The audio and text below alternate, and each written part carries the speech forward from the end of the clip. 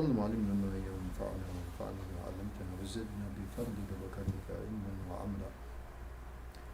Amma ba'd. So alhamdulillah, by the tawfiq of Allah subhanahu wa ta'ala, we are now in halaqa number 3. So we talked about already some of the attributes and virtues of good character, shedding the ugly character and adorning the beautiful character. May Allah subhanahu wa ta'ala give us all tawfiq. And we also started talking about identifying diseases of the heart, because character comes from the heart, so it all has to do with the heart. That's the center of our focus. And so for shortness of time, let's go right into the mawdu' that we have today. Okay, so how do we treat a diseased heart? And we talked a little bit about balancing. If you remember, we talked about looking at our different maladies. For example, we took the example of avarice, greed. So on the one hand, greed is hoarding everything, holding on to everything, that human instinct of survival. I need this for me, I need this for my family. Me. And then the opposite of that is just, spend everything, let it all go. And as we mentioned also the ayat of the Quran, which prolifically tells us, that it's the medium, it's moderation. That's what our deen is about. It's about balance. Our aqeedah is balanced. Our akhlaq is balanced. Our sharia is balanced. All of our relationships are balanced. It's all about balance. So character is all about balancing. So it's la tajal yadaka maghlulatan ila unuqik. Don't strangle yourself in greed. وَلَا تَبْسُطْ حَقَّ الْبَسْطِ. And don't open it up totally, and then you just spend everything, and your own personal needs, the needs of your family and others are going to also be neglected. So it's a balance. So just as one continues to observe one nafs and treat with opposites, said, if we've got greed, so that's the exercise of spending. Okay, now spending, we get overwhelmed with spending, we get out of balance in spending. Okay, go back to the other opposite, now holding, until we ultimately come to that fine medium where we're actually in balance.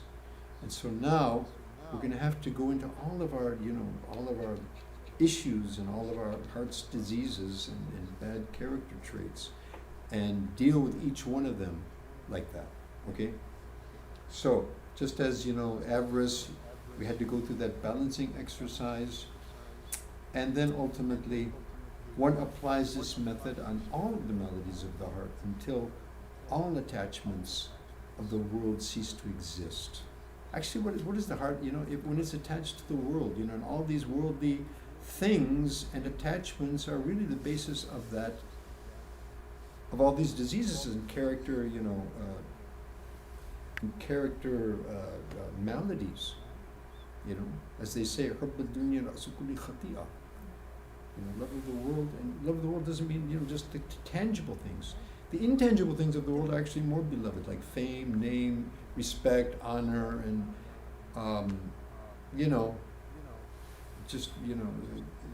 inwardly and outwardly being attached to the world. So if we continue with this process, Allah give me all this tawfiq, easier said than done, and we keep, looking at taking these traits one by one, going through the balancing, by the one extreme with the other, right? Either by, by treating by the opposites until we, root out all of those, bring about a balance. And in doing so, we would have been, knowingly or unknowingly being cutting off the connections that we have with the world and all the worldly things that are actually the basis of these maladies in the process.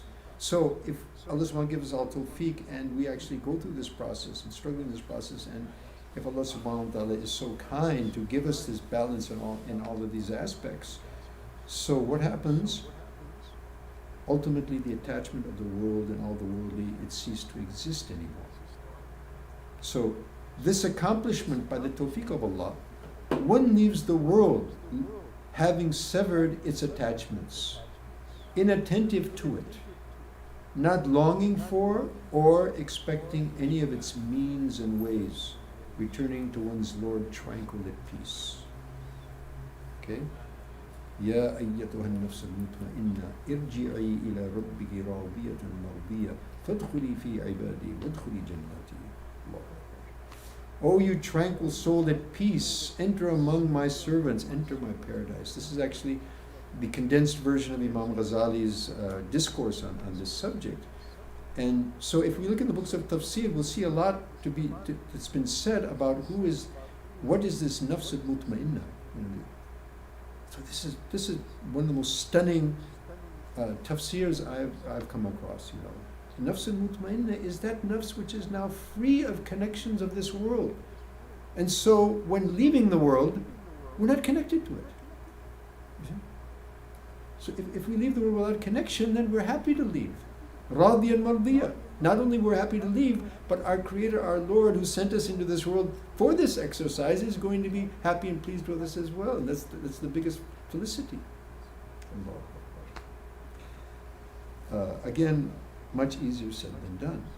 So, but this is what it's all about. Because at the end of the day, it's about leaving here in a state of acceptability, qabul. Okay. Now, please be very attentive with these statements now. This is very, very weighty information here. So, since true balance between the two extremes is extremely obscure, like we took avarice, for example, greed. What's the, am I greedy? Am I a spendthrift? Am I a musrif or am I bakhil? And we're treating with the opposites, and coming to that fine line which is balance.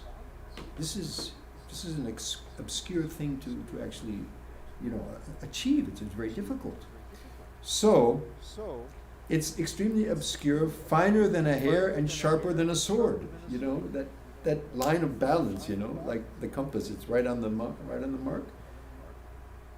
However, who acquires capability to tread this path, and path in Arabic is sirat, right? In the world, tread this path of balance in the world, going through this constant mujahada and constant checking oneself and balancing one with opposites, as we mentioned. So if he's able to tread this path, this sirat in this world, then he will easily cross its equivalent, the sirat in the hereafter. Got it? So the sirat that we're all going to have to pass over, that bridge or sirat, or whatever you would like to translate it, over Jahannam and ultimately entering into total success into paradise. So everyone's going to have to cross over. So if we've been practicing and we've actually fine-tuned our character, that we're treading that path in this world, so when we are confronted with a similar situation in the hereafter, crossing that path also, it will be very easy for us, inshallah. By Allah's tawfiq, may Allah make it easy for us all. Okay. So who acquires capability to tread this path, the sirat in the world, will easily cross its equivalent sirat in the hereafter. And because of the difficulty in consistency, istiqamah, because maybe we get it right a day and then 5 days we're off, and so it's a continuous battle. So because of the difficulty in consistency, istiqamah, the servant is ordered to pray night and day such, ihdina sirat al-mustaqim, ma tawfiqi illa billah. So obviously this is a very, very difficult thing to do. It's almost humanly impossible. But with the tawfiq of Allah subhanahu wa ta'ala, everything is possible. So Allah subhanahu wa ta'ala has guided us, to be able to tread that path in this world and then ultimately be able to tread that path successfully in the next world. So we need to be guided to that path, sirat al-mustaqim. So that's also inferred when we talk about sirat al-mustaqim. What is that sirat al-mustaqim? Sirat al-ladina an'amta alayhim. The sirat of those whom Allah subhanahu wa ta'ala has shown His most choicest favor. Nabiyyin, siddiqeen, shuhada, salihin. Right? So, غَيْرِ الْمَغْضُوبِ عَلَيْهِمْ وَلَا الضَّالِّينَ. And if we look at the Anbiya, the Shuhada, the Salihin, and so forth. The martyrs and the pious and at the top of the line, the Anbiya, their life was all about balance. They had balanced character, perfectly balanced. And the Maghdubi alayhim al-Dallin, and those whom Allah subhanahu wa ta'ala's anger had descended and upon, those who went astray. What happened? They were out of balance. Out of balance in their aqidah, out of balance in their character, out of balance in their sharia, there was imbalance. So this is also a huge dimension of this Sirat al-Mustaqim. It's about balance, SubhanAllah. Allah give us tawfiq. Guide us to the straight path. Okay, who is not capable? So now, people like me would say, well, I'm having a very difficult time doing this. This is really difficult. And Yawmun laka wa yawmun alayk, we say in Arabic. There's a day that's for you and a day that's against you. So we take a step forward and we find ourselves falling back a couple of steps, and so it's a struggle. So who is not capable of consistency, istiqamah, which is probably most of us? So what do? We fall down in despair and just give up? No, never. So what do? Make an effort. And that's what we're required to do. Are we actually required to actually achieve that balance? We're not actually, that's tawfiq from Allah subhanahu wa ta'ala. We're required to make our best effort, okay? So who's not capable of consistency and istiqamah in all of these affairs? So what is he or she, what is the requirement? Make effort. Make an approach. Makes effort to approach it, to approach that perfect balance. And the closer we get, by the tawfiq of Allah subhanahu wa ta'ala, the more successful we are, inshallah. So, وَالَّذِينَ جَاهُدُوا فِينَا لَنَهْدِيَنَّهُمْ سُبُلَنَا وَإِنَّ اللَّهَ لَمَعَ الْمُحْسِنِينَ. This is what Allah subhanahu wa ta'ala is telling us. It also concerns this. And those who strive and exert themselves, jahadu, mujahada. There's so many poems. It's about struggle, exerting, striving. In our way, in the way which Allah subhanahu wa ta'ala has guided us towards, in the way in which our Nabi alayhi salatu wasalam has shown and demonstrated to us, and how our ulama have explained to us. This is all fina, in the way that Allah subhanahu wa ta'ala wants us to struggle and strive. So what would be the result? لَنَهْدِيَنَّهُمْ سُبُلَنَا. So Allah subhanahu wa ta'ala He Himself will guide us to those ways and those paths, into that sirat, into that balance, and weeding out all these diseases and maladies of our hearts. Okay.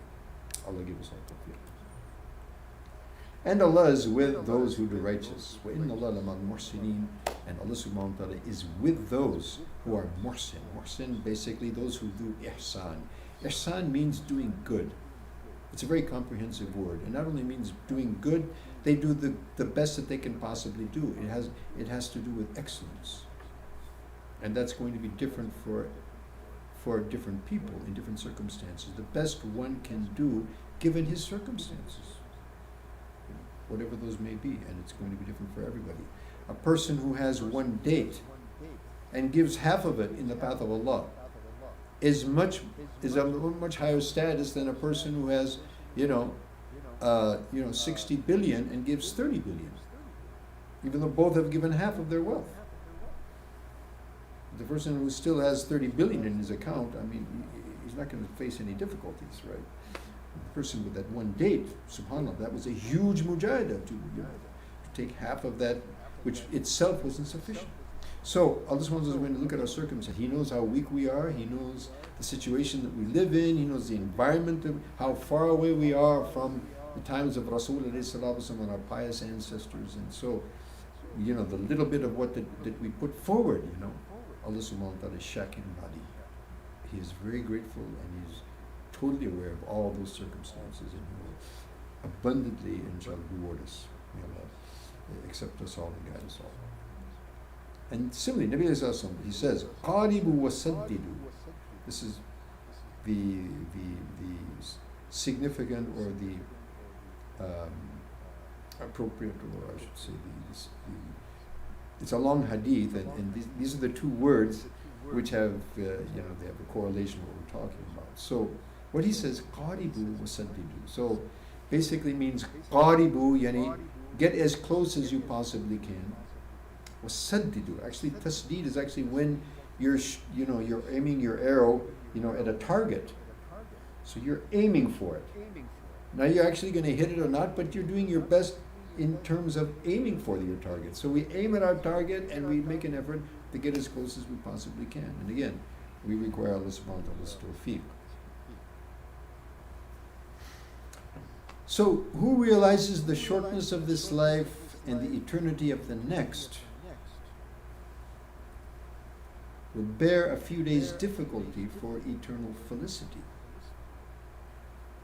So now let's look at another prime, and we mentioned this earlier, and this is actually the crux of the matter. It's all about this life is a test and a trial, and it's sometimes a difficult trial. And it was meant to be, because Jannat is a very expensive place. It's very easy to fall into the fire of Jahannam. It's not easy to get oneself entered into paradise. So, who realizes the shortness of this life and the eternity of the next, this life is what? Suppose you live 100 years. Day of Qiyamah is 50,000 years. That's only one day. Akhirah is not one day, it's eternity. But that one day, taking our 100-year lifespan, if somebody lives that long, which is quite rare, that amounts to what of the day, that one day in Qiyamah? Go figure. It amounts to like 2.5 minutes compared to one day of Akhirah. We're not talking about one day, we're talking about forever and ever and ever. Khalidina fiha abada. Jahannam ya Jannah. So we have a very short time here. A very short time. So who realizes the shortness of this life and the eternity of the next, just start thinking about 1,000,000 years. Can you imagine 1,000,000 years? Can you imagine 1,000,000,000 years? 1,000,000,000,000 years? It's hard for us to imagine 1,000 years, really. But it's not 1,000,000,000 trillion. That's nothing. It's forever, ever. It's not really. It's not trillion. It's not quadrillion. It's forever, never ending. So there's huge stakes here. So who realizes the shortness of this life and the eternity of the next will bear a few days' difficulty for eternal felicity. If I just have to spend a few days, controlling myself and really making an effort, and in some cases debasing and humiliating myself, that's fine.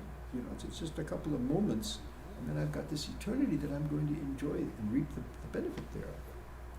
Okay? عند الصباح يحمد القوم الصراط. This is a saying in Arabic, that at the break of day will the travelers appreciate the journey by night.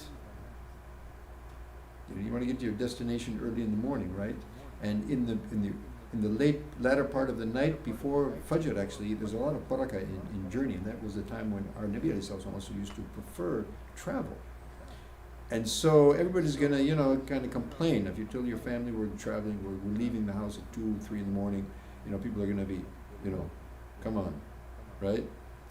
And they're not going to like that.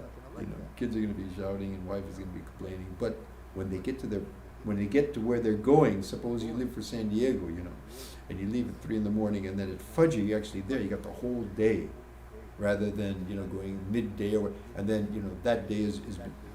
So a little bit of difficulty in traveling by night. The next day, the travelers say yes.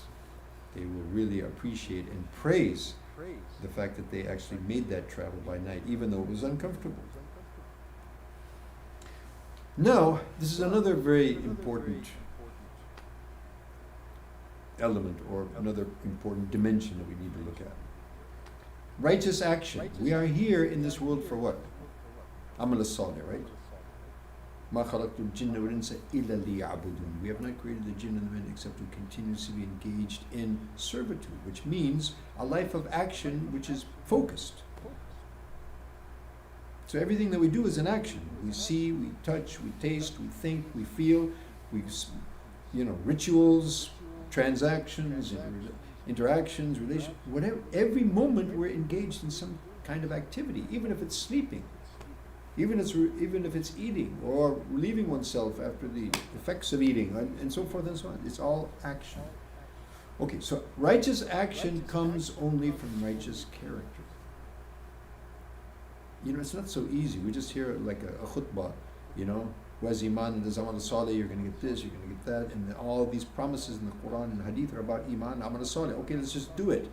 But you know what? It's not so easy to do, because righteous action, amal salih, requires character, khuluq salih. It needs husn al-khuluq. That's where this amal is being, perpetuated from. So that also highlights the importance of correcting our character, because without correction of character, then the amal, whatever we're doing, is going to be tainted, if produced at all. Okay, so we all must examine our character. Okay, I need to examine my character and engage in treating our maladies one after another. Because I'm not going to be able to live a life of piety unless I actually, sort out these maladies in my heart. So I have to look at these maladies one after the other, and remain patient with the anguish of the treatment. It's not going to be easy. It's going to be kind of, difficult. But Allah subhanahu wa ta'ala will make it easy, But it's going to be an amazing journey at the same time. And even more so, it will eventually sweeten.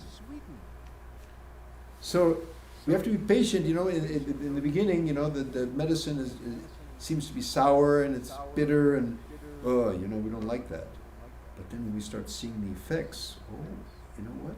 Hey, this is awesome. I'm getting better. I'm getting my health back. So now we start really feeling the sweetness of the effects of this medicine and the treatment. And so it will eventually sweeten. And Ghazali, rahimahullah, he gives a ajiba, this very amazing example. He says, like an infant's weaning. When the infant is weaned from the mother's breast, they're not going to like that. They're going to scream, they're going to holler, but ultimately, because the only thing that the infant knew was his mother's milk. He had no idea about, he had no idea about, stews and breads and fruits and vegetables and all these exotic dishes and all these, he thought milk, that was the whole and soul, and now you're taking away from this, because that's what we know. When we're taken away from something that we know, and we're faced with an unknown, so that can be bitter, that can be traumatic. So this infant, doesn't realize that this is the best thing. He's going to have a great time after this. He's going to be eating so many different types of things and enjoying it. So it will eventually sweeten. So this transition that we're going through, even though it's a bit difficult in the beginning, in the process, but ultimately we'll get a very sweet outcome like that. Just like the infant's weaning. Sweetness after bitterness. So it started out a very bitter exercise, but in the end of the day, oh wow, it's great. Can you imagine? You would have to remain for the rest of your life, drinking your mother's milk. That wouldn't be a lot of fun, would it? Right? So you'd be missing out on a lot. So similarly, if we had our, if we haven't been weaned from this dunya, and from the its connections and its attractions and its trickery, so we'll never taste the real sweetness of connection with Allah subhanahu wa ta'ala, spiritual, enlightenment and perfect character, inshallah. So Allah give us all tawfiq to taste that sweetness. But it comes after the bitterness of the treatment. So we have to be a little bit patient for that. Okay. Now,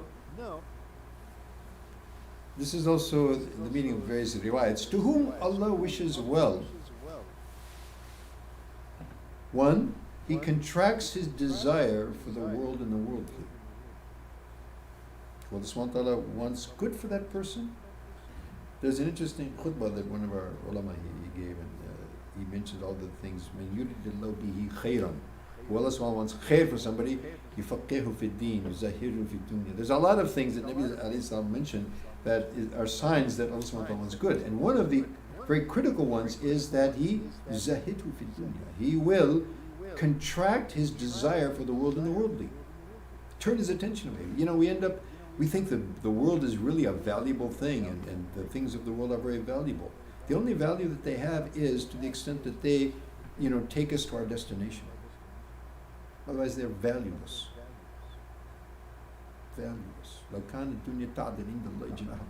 If this dunya and everything in it actually had the worth of this, not even a mosquito, the wing of the mosquito, then Allah subhanahu wa ta'ala wouldn't have given so much as a drink of water to those who disbelieved in Him. But He gives billions, You've got now trillionaires almost walking around on the planet. And none of them apparently believe in Allah and His Rasul. So what does that mean?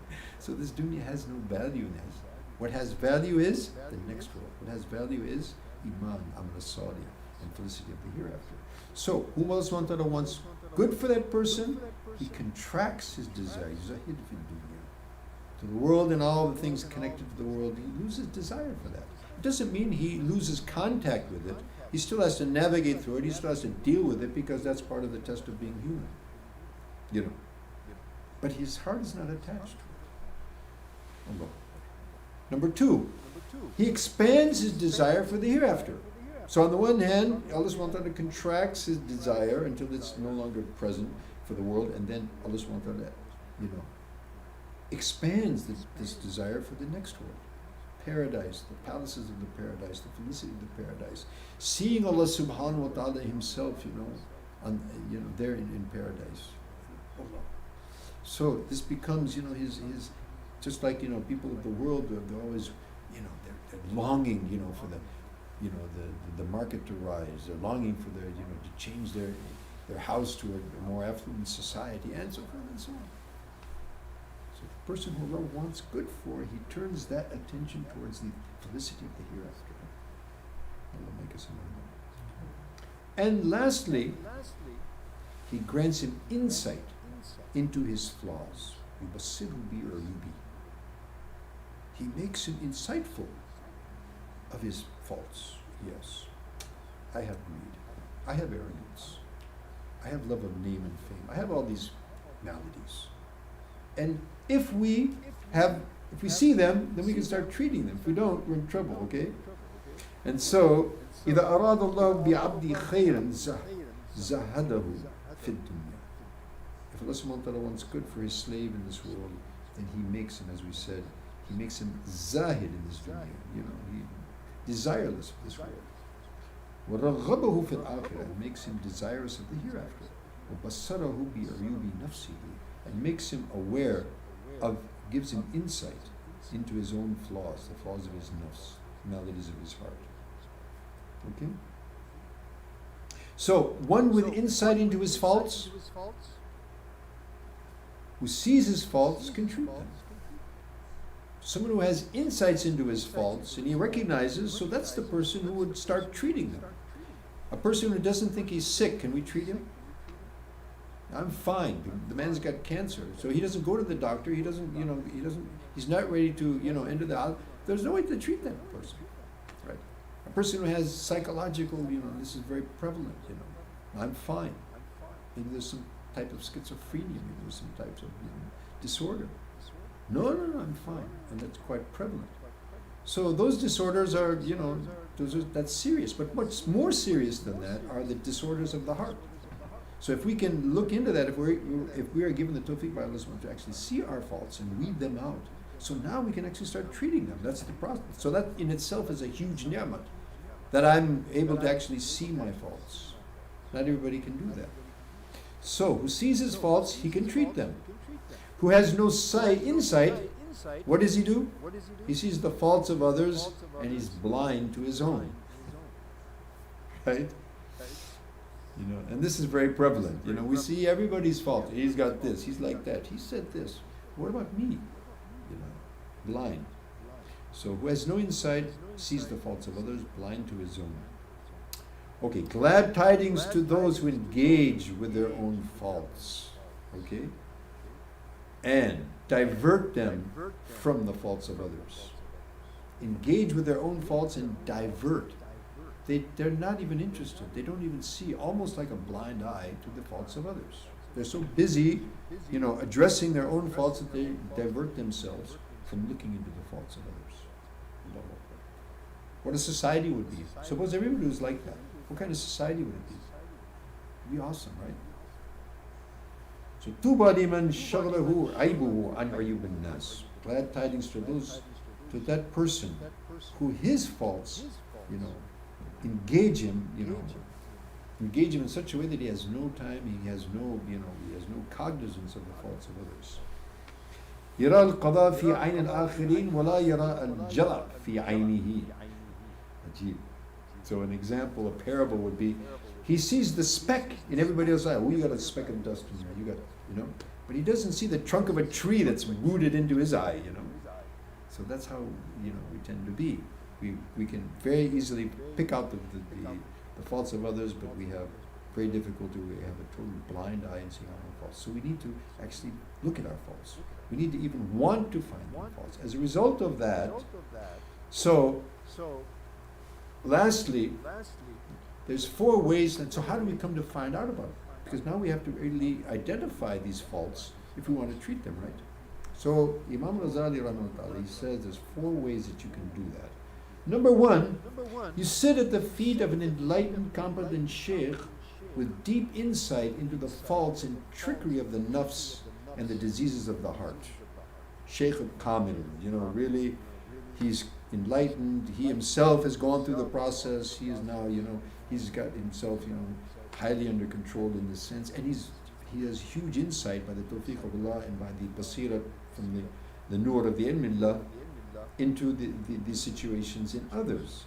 So he's got deep insight into the faults and trickery of the nafs, diseases of the heart. And so what he does, he shows you those faults. He's able to identify them, he shows you those faults, and he shows you how to treat them. That's top of the line.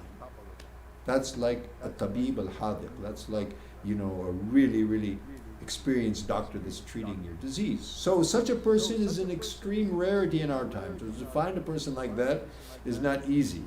It may not be nearly impossible, but let's try.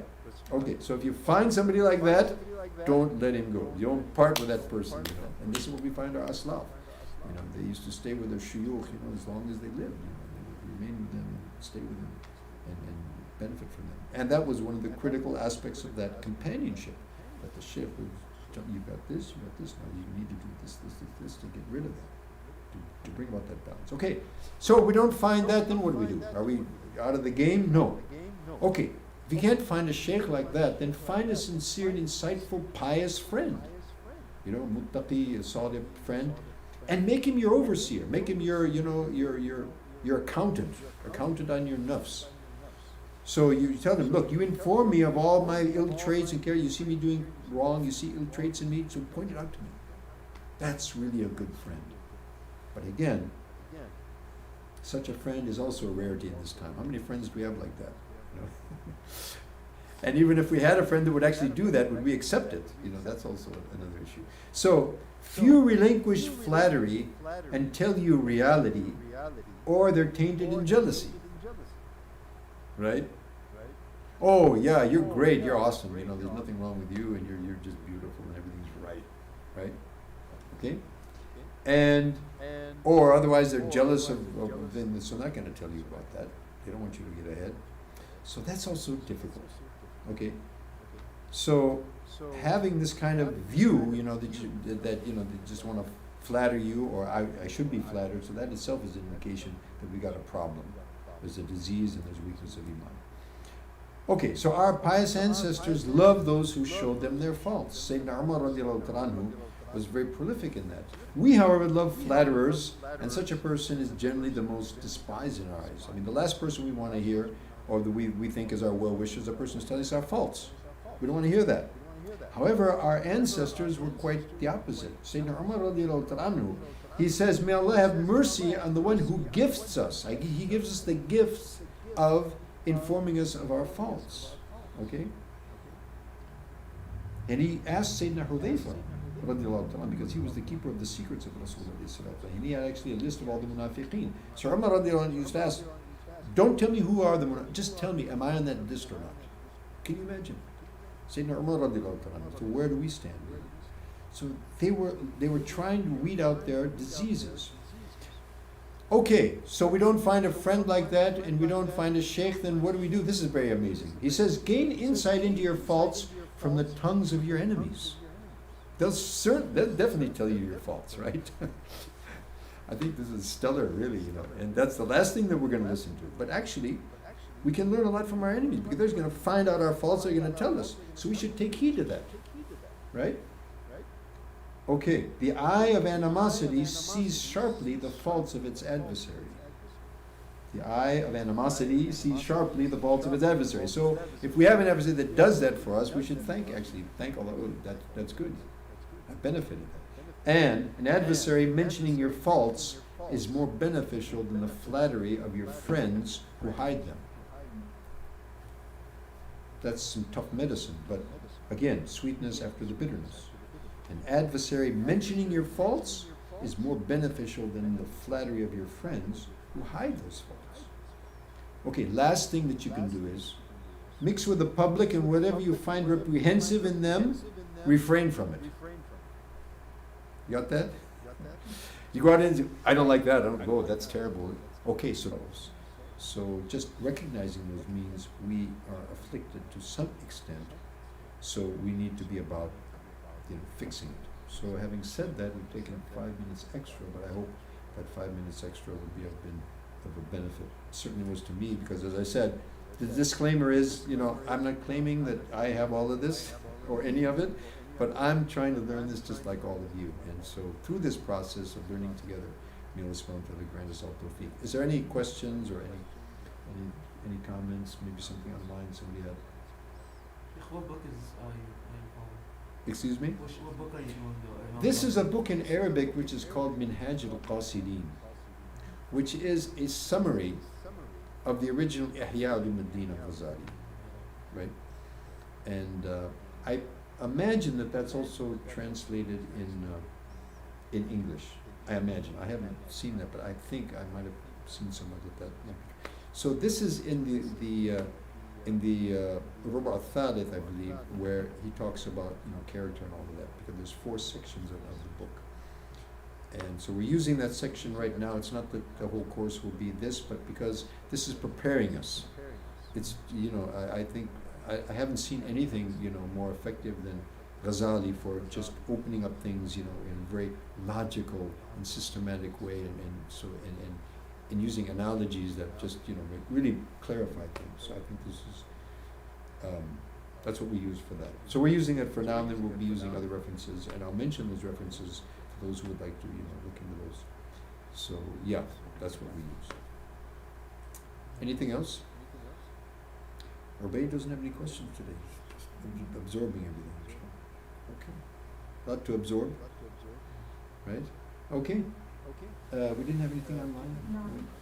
So Jazakumullah khair everyone for attending, those who were here physically and those who were here virtually, inshallah.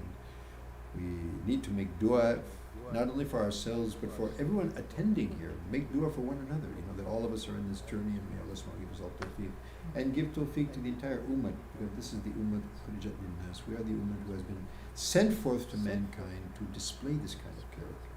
So we all need this. So incessantly dua for ourselves and for the entire ummah. Wa akhir da'wana alhamdulillahi rabbil alamin. Wassalamu alaikum wa rahmatullahi wa barakatuh.